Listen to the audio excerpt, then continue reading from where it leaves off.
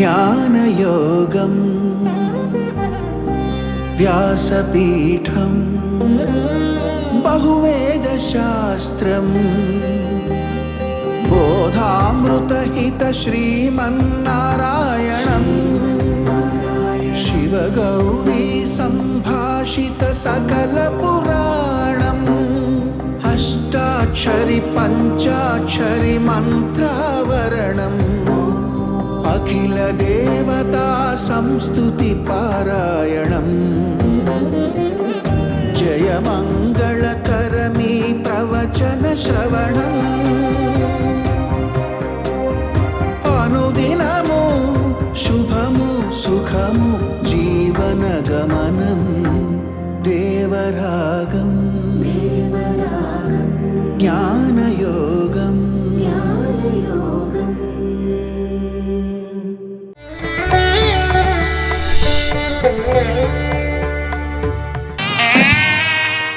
నీళాతుంగస్తనగిరితటీ సుప్తముద్బోధ్య కృష్ణం పారార్థ్యం స్వం శృతిశతశిరసిద్ధమధ్యాపయంతి స్వోచ్ఛిష్టాయాం రజనిగళితం యా బలాత్కృత్య భుంక్తే గోదా తస్యై నమ ఇదమిదం భూయ ఏవాస్తు భూయః. శ్రియః కాంతాయ కళ్యాణనిధయే నిధయేర్థినాం శ్రీవేంకటనివాసాయ శ్రీనివాసాయ మంగళం. లక్ష్మీచరణలాక్షాంకసాక్షి శ్రీవత్సవక్రసే క్షేమంకరాయ సర్వేషాం శ్రీరంగేశాయ మంగళం. స్వోచ్ఛిష్టమాలికా బంధగంధబంధురజిష్ణవే విష్ణుచిత్తతనూజాయై గోదాయై నిత్యమంగళం.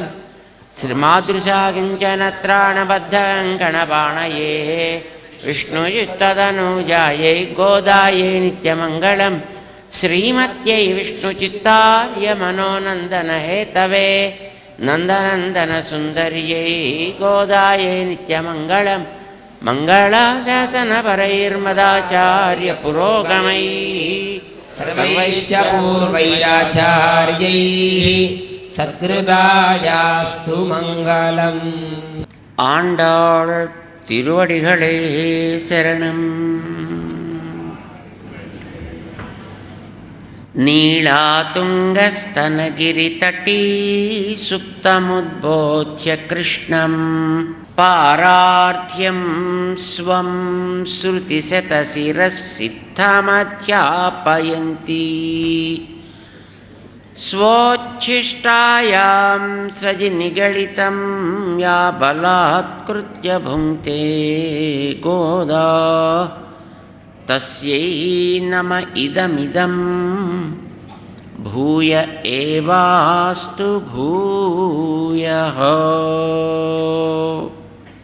ప్రియ భగవద్బంధువులారా, ధనుర్మాసం 3 భాగాలనుకుంటే మనం 2 భాగాలు పూర్తి చేసుకొని 3వ భాగంలోకి ప్రవేశించాం. ఈవేళ 21వ రోజు. ఐదేసి పాసురాలని ఒక్కొక్క విభాగంగా మన పెద్దలు మనకి చెప్పి అందులో ఒక్కొక్క 5 ఒక్కొక్క విషయాన్ని మనకి తెలియచేస్తాయి అని వారు అనుగ్రహించి ఉన్నారు. అందుకోసమని వాటిని 5 5లు ప్లస్ 5 అని చెప్పారు. అందులో మనం ఇంతవరకు 4 5లని పూర్తి చేసుకున్నాం. 5వ 5లోకి ప్రవేశిస్తున్నాము. ఇంతవరకు గోదాదేవి ధనుర్మాస వ్రతంలో భగవంతుణ్ణి ఆశ్రయించడానికి, భగవంతుణ్ణి శరణాగతి చేయడానికి ఎలా మనం ప్రిపేర్ అవ్వాలి అనేది చెప్పింది.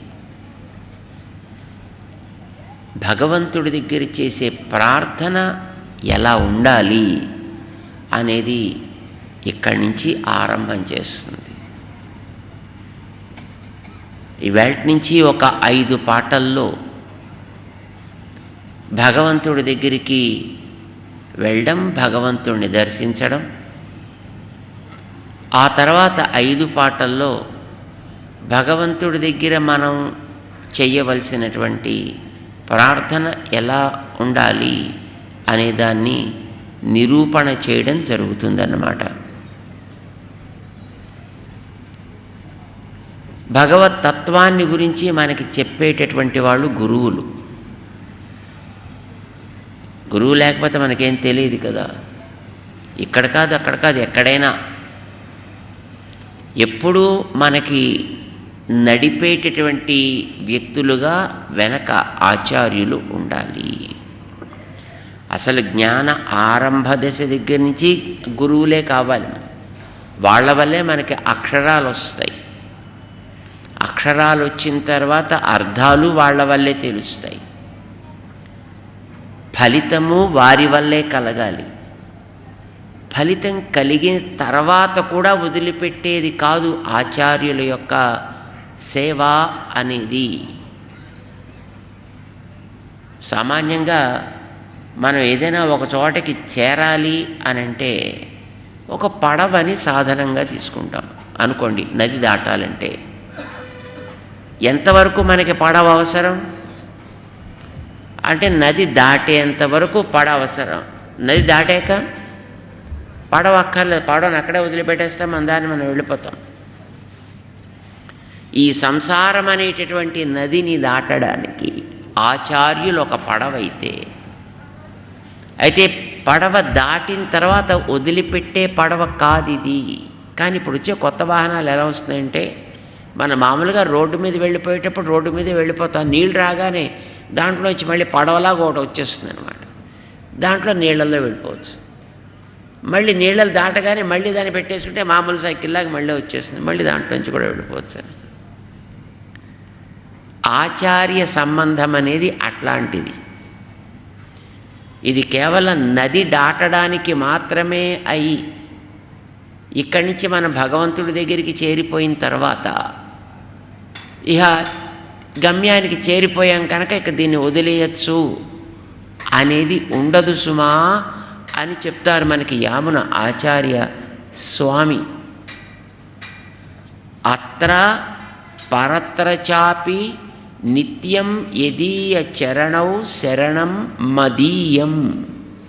అత్ర ఈ లోకంలో ఉండేటప్పుడు నాకు మార్గదర్శనం చేసేది ఆచార్యులు. పరత్ర చాపి వైకుంఠానికి చేరిన తర్వాత, మోక్షం అనేది ఒకటి పొందిన తర్వాత కూడా అక్కడ మార్గదర్శనం చేయడానికి కూడా వెనక ఉండి నడిపించేది ఆచార్యులే. కనుక ఆచార్యుల యొక్క సంబంధం అనేది ఆ లోకానికి వెళ్ళిన తర్వాత పోయేది కాదు, ఎప్పుడూ ఉంటుంది. ఇది తమాషాగా చూపిస్తోంది మన ఆండాళ్. అంటే ఆచార్యుల యొక్క నేతృత్వంలో భగవంతుణ్ణి మనం సేవ చేసేటప్పుడు ఇంకా ఎట్లా మంచిగా చేయొచ్చు, ఇంకా ఎట్లా బాగా చేయొచ్చు అనేది వారు మనకి అక్కడ చూపిస్తారన్నమాట. వారు చెప్పిన దాన్ని బట్టి, చూపిన దాన్ని బట్టి అప్పుడు అమ్మ అక్కడ మళ్ళీ మనకి అందులో ఉండేటటువంటి మెలకువలు తెలియచేస్తుంది. అప్పుడు మనం స్వామి సేవ చేసుకోగలుగుతాం అన్నమాట. ఇది ఒక అందమైనటువంటి విధానం. ఇది వేదాలు చూపించినటువంటి ఒక విధానం, ఒక పద్ధతి. గోదాదేవి మనకి ఆచార్యుల యొక్క సంబంధాన్ని మన తిరుప్పావైలో 5 పాటల్లో చూపించింది. 5 రకాలుగా వారి మనకి ఎలా ఉపకారం చేస్తారో చెప్పింది. మొట్టమొదట 1వ పాటలో నందగోపన్ కుమరన్, ఆచార్యుల్ని నందగోపుడు అని అమ్మ పరిచయం చేసింది. కృష్ణుడు యొక్క నాన్నగారు కూడా నందగోపుల వారే. భగవంతుణ్ణి మనకి చూపించేది కూడా నందగోపుడు అయినటువంటి ఆచార్యుడు. నందగోపుడు అంటే ఏమిటి? భగవంతుడిని ముందు తను తెలుసుకుని ఆ భగవతత్వంలో ఉండేటటువంటి గొప్పతనాన్ని, సేవలో ఉండే ఆనందాన్ని తాను అనుభవించి అది మనకి అందించేటటువంటి వ్యక్తి. మనకంటే రుచి కలిగిన వారికి, శ్రద్ధ కలిగిన వారికి, అది లేని వారి నుంచి జాగ్రత్తగా దాచిపెట్టేవాడైన, ఉన్నవాళ్ళకి అందిస్తాడు, లేని వాళ్ళకి దూరంగా పెడతాడైన. దూరంగా పెట్టి రక్షించేవాడు కనుక ఆయన గోపుడు, ఆనందించి ఉన్నాడు కనుక ఆయన నందుడు, ఆచార్యుని నందగోప అని మనం సంబోధిస్తామన్నమాట. అలాంటి నందగోపుడి దగ్గర భగవంతుడు ఎప్పుడు కూడా కుమరన్, కుమారుడు అంటే భవ్యుడైన వాడు, తండ్రి సంకల్పాన్ని తెలిసి ప్రవర్తించేవాడు అని అర్థం. పుట్టిన ప్రతివాడు కుమారుడు కాకపోవచ్చు. తండ్రి యొక్క సంకల్పాన్ని తెలుసుకుని ప్రవర్తించగలగాలి. రామచంద్రుడు ఉత్తమ కుమారుడండి. ఎందుకంటే తండ్రి సంకల్పాన్ని తెలుసుకుని ఆయన ప్రవర్తించాడు. ఆయన తండ్రి నోరారా చెప్పిన మాటని బట్టి కాదు, ఆయన మనస్సులో నాన్నగారికి ఇట్లా ఉంది నా విషయంలో, అలానే చేస్తా నేను అనుకున్నాడు. ఆయన అడవికి వెళ్ళడానికి కూడా కారణం అదే. దశరథుడు ఎప్పుడు రాముడితోటి నోరు తెరిచి, రామా నువ్వు అడవికి వెళ్ళాలి, ఇంతకాలం భరతుడు రావాలి, రాజ్యం చూడాలి, ఇంతకాలం అనేది అసలు ఏమి లేదు. తండ్రి ఎప్పుడు మాట్లాడలేదు. ఆ వన యాత్ర గురించి, వనానికి వెళ్ళే విషయాన్ని గురించి కైకమ్మ చెప్పింది. కానీ తండ్రి హృదయంలో ఉన్నది ఇది అని తెలుసుకుని దాన్ని పాటించాడు రాముడు. అందుచేత కుమారుడంటే భగవంతుడి యొక్క ప్రవృత్తి ఎలా ఉంటుందంటే, ఆచార్యుల యొక్క హృదయాన్ని గుర్తించి మన విషయంలో ఆయన అనుగ్రహిస్తూ ఉంటాడు. మనం బాగుపడాలి అని ఆచార్యులు మన విషయంలో ఒక సంకల్పం చేస్తే భగవంతుడు దాన్ని నెరవేరుస్తాడనమాట. అందుచేత మనకి మొదట భగవంతుడు ఆచార్యులకి అధీనమై ఉండేవాడు, భవ్యుడై ఉండేవాడు.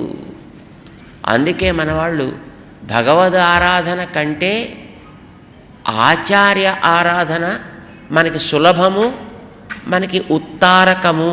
అంటే మన బాగుపరిచేది, అంటే వదిలేమని కాదు, ఆచార్యుడు చెప్పేది భగవంతుడిని ఆరాధించమని కనుక ఆచార్య ఆజ్ఞని పట్టి మనం భగవంతుడిని ఆరాధన చేస్తాం. మూడవసారి మళ్ళీ 17వ పాటలో గోదాదేవి ఆచార్యుల యొక్క స్వభావాన్ని వివరిస్తూ ఆయన అరంశయ్యం ఎంబెరుమాన్ అయి ఉంటాడు. అరంశయ్యం అంటే మన నుంచి ఏమి ఆశించి వారెప్పుడు మనకి మంత్రాన్నో మంత్రార్థాన్నో చెప్పడం అనేది ఉండదు. ఏదో నేను నీకు ఇది చేస్తా, నువ్వు నాకు ఇది చేసి పెడుతూ ఉండవాయి అని చేసేటటువంటి గురువు కాదు, ఆయన ఒక వ్యాపారి అవుతాడు. లేదు గురువుని వాడుకుంటూ తనదేదో చేసుకోవాలనుకునేవాడు కూడా వ్యాపారే అవుతాడు. వాళ్ళ మధ్య ఉండేటటువంటిది ఇలాంటి బయటి సంబంధమైన వ్యాపార కనెక్షన్స్ ఉండవు, ఆత్మ సంబంధమైనటువంటి జ్ఞానపరమైన సంబంధాలు ఉంటాయి. అలాగా ఆచార్యుడు మనకి మన నుంచి ఏది ఆయన ఆశించకుండానే మనకి కావలసినవి ఏవేవి అవసరమో అన్నింటినీ కూడా ఆయన ఉపదేశం చేస్తాడు, అనుగ్రహిస్తాడు. ఇది ఆచార్యులకు ఉండే 3వ లక్షణం. భగవంతుణ్ణే మనకి దానం చేస్తాడు ఆయన. ఇంకా మిగతావి ఏం చెప్పాలి కనుక, అంటే భగవంతుడు కూడా గురువు గారికి అధీనుడే అయి ఉంటాడు కూడాను. అందుకోసం అన్నమాట. అయితే ఆ ఉండడం అనేది అర్చామూర్తిగా ఉండేటప్పుడు ఉంటాడనే విషయం మనకి తెలియాలి. అది ఇంపార్టెంట్. మన పరంపరలో మహానుభావులు ఎందరో దాన్ని అలా ఆచరించి చూపించడానికి కారణం ఆండాళ్ళమ్మ చెప్పింది మనకి. మార్గదర్శకురాలు ఆండాళ్ళమ్మ మనకి. ఈవేళ అలాంటి నందగోపుణ్ణి ముందు పెట్టుకుని నందగోపుడి సంబంధాన్ని కృష్ణుడికి చెబుతూ, ఆ నందగోపుడి యొక్క వాళ్ళం మేమంతా తెలుసునా నీకు, అంచేత మా కోసం వచ్చిన వాడివి కనుక మాకు చేయవలసింది సక్రమంగా చేసేట్టుగా నీ దగ్గర మేము శరణాగతి చేస్తున్నాము అనుగ్రహించు అని ప్రార్థన చేస్తుందండి పాసురాల్లో. ఎలాగా? నువ్వు కూడా నందగోపుడికి లొంగి ఉండేవాడివే, మర్చిపోకు. నందగోపుడి యొక్క కొడుకువి నువ్వు, తెలుసునా? పెట్టి పుట్టావు సంపదలకి, నువ్వు కూడా నందగోపుడి సంపదలకి అంటుందండి స్వామిని. ఓ పెద్ద విశేషణం వేసిందండి స్వామికి. ஏத்த கலங்களெதிர் பொங்கி மீதளிப்ப மாற்றாதே பால் சொரியம் வள்ளல் பெரும் பசுக்கள் ఆత్తపడైతాన్ మహనే.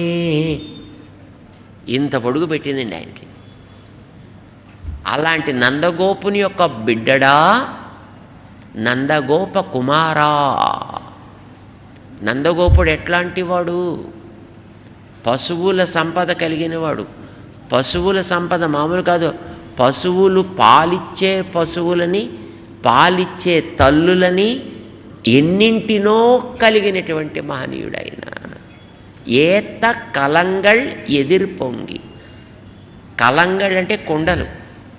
కొండలు తీసుకెళ్ళి పొదుగు కింద పెట్టడమే ఆలస్యం అండి. టక్కమని నిండిపోతుంటే, పెట్టడమే ఆలస్యం, మళ్ళీ నిండిపోతుంది, పెట్టడమే ఆలస్యం, నిండిపోతుంటే పాపం ఎత్తేవాడికి ఆ కొండల్ని ఎత్తి నిండిపోతుంటే పక్కన పెట్టుకోవడం కష్టమైపోతుంటే అండి, అంత వేగంగా పెట్టిన వాటిని నింపగలిగే పాలని ధారగా కురిస్తే అసలు పాలు కుండలోంచి వస్తున్నాయో పైనుంచి వస్తున్నాయో కూడా తెలియదుటండి. ఉంటుందండి అలాగా? ఉంటుందండి. వేదైశ్చ సర్వై అహమేవ వేద్య అని భగవద్గీతలో చెప్పుకోవడన్నప్పుడు కూడా, నేను భగవంతుణ్ణి కనుక నన్ను ఆరాధన చేయకండోయ్, వేదములు చెప్పిన తత్వము కనుక ఆరాధన చేయండి. వేదవేద్యుడు భగవంతుడండి. ఇప్పుడు కూడా మనం దేవుణ్ణి వేదాలను బట్టి ఆరాధన చేస్తామండి. దేవుడు ఎవరు అయితే మనకేం తెలుసునండి? మనం వెళ్ళి చూసామా? మనమైనా నిరూపణ చేయగలమా? వేదాలు చెప్పి ఎవరిని ఆరాధించమంటే వాళ్ళే మనకు ఆరాధ్యులు. వేదం గడ్డిపోచనిచ్చి నువ్వు ఆరాధించుకుంటే దట్స్ ఇట్, దాన్నే చేస్తామండి. వేదం వద్దు అంటే దాన్నే మనం వింటాం. వేదానికి ఎదురు చెప్పేది లేదు. అంచేత భగవంతుడైనా వేదము చెప్పిన దేవుడెవరో ఆయన మనకు కావాలి తప్ప, ఆయన చెప్పింది అప్పుడు ప్రమాణం అవుతుంది, వేదానికి విరుద్ధం కానప్పుడు. అందుకే భగవదవతారమే అని అంటారండి కపిలుడనే ఆయన్ని. కానీ వేదానికి విరుద్ధమైన ఒక సాంఖ్యం అనే శాస్త్రాన్ని చెప్పాడు ఆయన, మన వాళ్ళు పక్కన పెట్టారండి. భగవద్ అవతారమే అంటారండి బుద్ధుడు కూడా, కానీ వేదానికి విరుద్ధమైనటువంటి సిద్ధాంతాన్ని చెప్పాడు, తీసి పక్కన పెట్టారు. ఆయన్ని కూడా ఆరాధన మనవాడు చేయరు. అంచేత వేదమునకు తగినట్లుగా ఆయన ఉంటాడు, ఉండాలి. ఆయన చెప్పినది కూడా వేదానికి తగినట్టుగా ఉండాలి. అది వెనకాతల మనకందరికీ ఊత్తం ఉడయాయ్, దృఢమైన ప్రమాణానికి కట్టుబడి ఉండేవాడా. అయితే ఆ వేదమైన ఆయన గురించి పూర్తిగా చెప్పగలిగిందా అంటే పెరియాయి, అంతకంటే అందకుండా పై ఉండేవాడు. వేదాలు కూడా ఆయనలో అనేక గుణాల్లో ఒక్క గుణాన్ని చెప్పడానికి బయలుదేరి, అమ్మో నేను చెప్పడానికి నాకు చేత కావట్లేదండి, మాటలు చాలటం లేదు అని వెనుదిరిగి వచ్చిందంటారు ఒక్క గుణాన్ని. అలాంటివి అనంత కళ్యాణ గుణములు కలిగిన వాడు ఆయన కనుక దానికంటే కూడా పైవాడు. కానీ అంతవాడు అయ్యుంటూ కూడా ఉలగినిల్ తోற்றమాయి నిన్న, ఈ లోకంలో మనలాంటి అతి సామాన్యులము అల్పులము కూడా మన కంటితోటి చూసి మన చేత్తోటి సేవ చేసుకునే వీలుగా తోత్తమాయి నిన్న, మన ఎదుట సాక్షాత్కరించేట్టుగా నిలబడి ఉంటాడు విగ్రహ రూపంలో.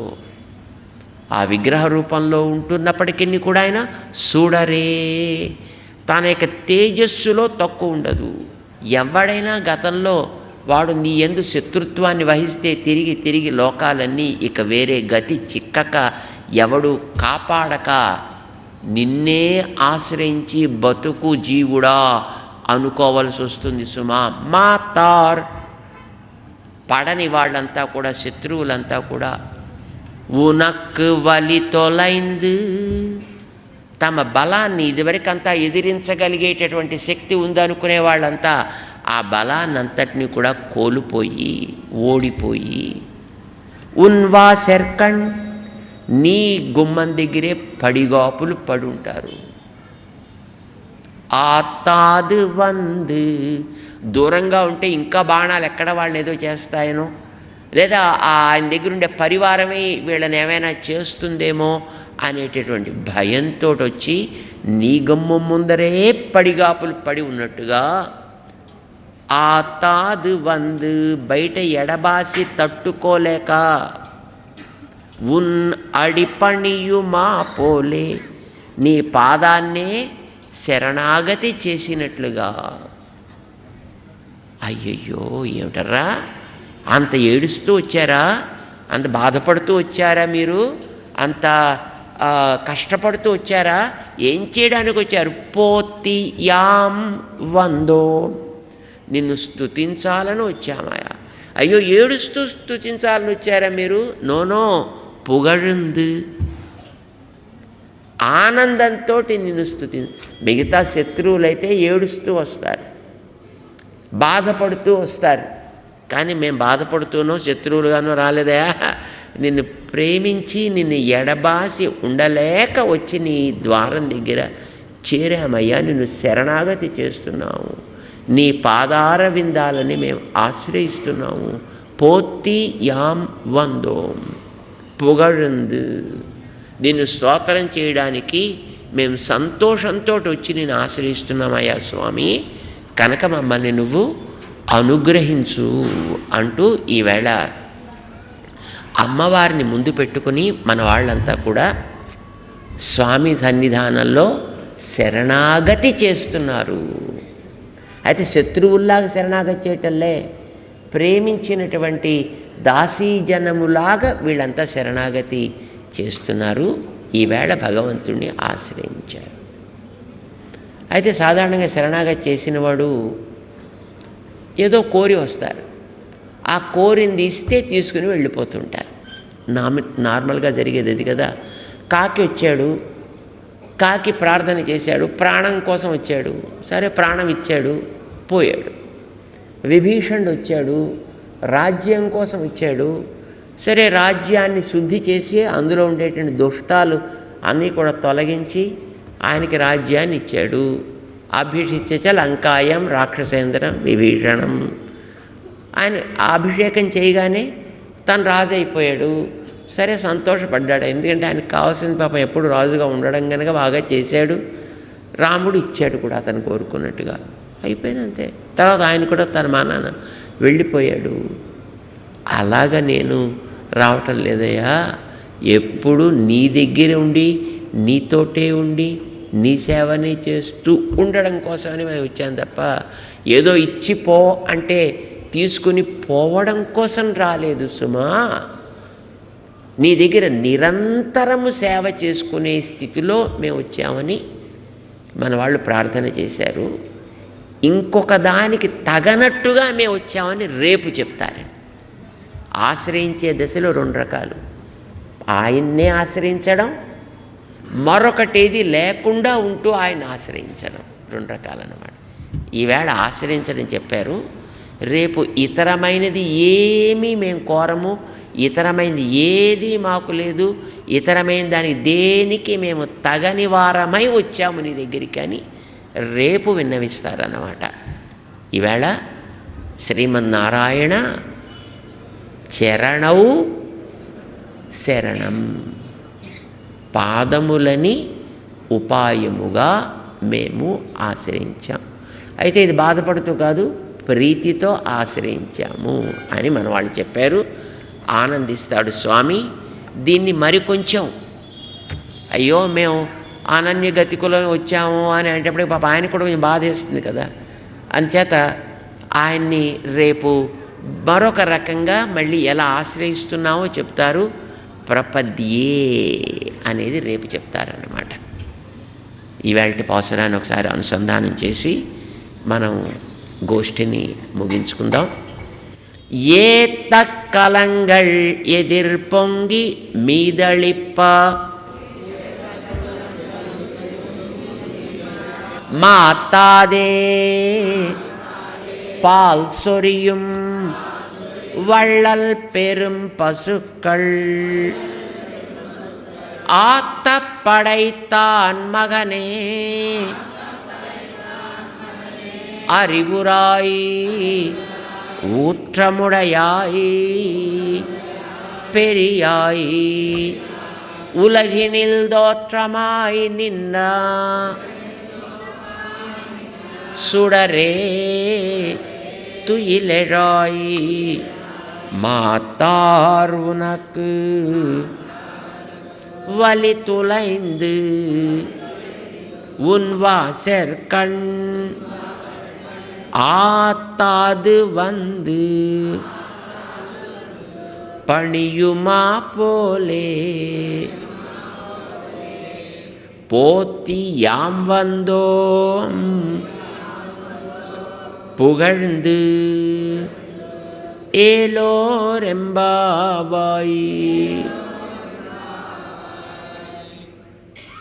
ஆண்டாள் திருவடிகளே சரணம். स्वोच्छिष्टमालिका बन्धा गन्धबन्धुरजिष्णवे विष्णुचित्ततनूजायै गोदायै नित्यमङ्गलं मादृशा किञ्चन त्राणबद्धङ्कणपाणये विष्णुचित्ततनूजायै गोदायै नित्यमङ्गलं श्रीमत्यै विष्णुचित्तार्यमनोनन्दनहेतवे नन्दनन्दनसुन्दर्यै गोदायै நித்யமங்களம். ஆண்டாள் திருவடிகளே சரணம். ஜெய் ஸ்ரீமநாராயண.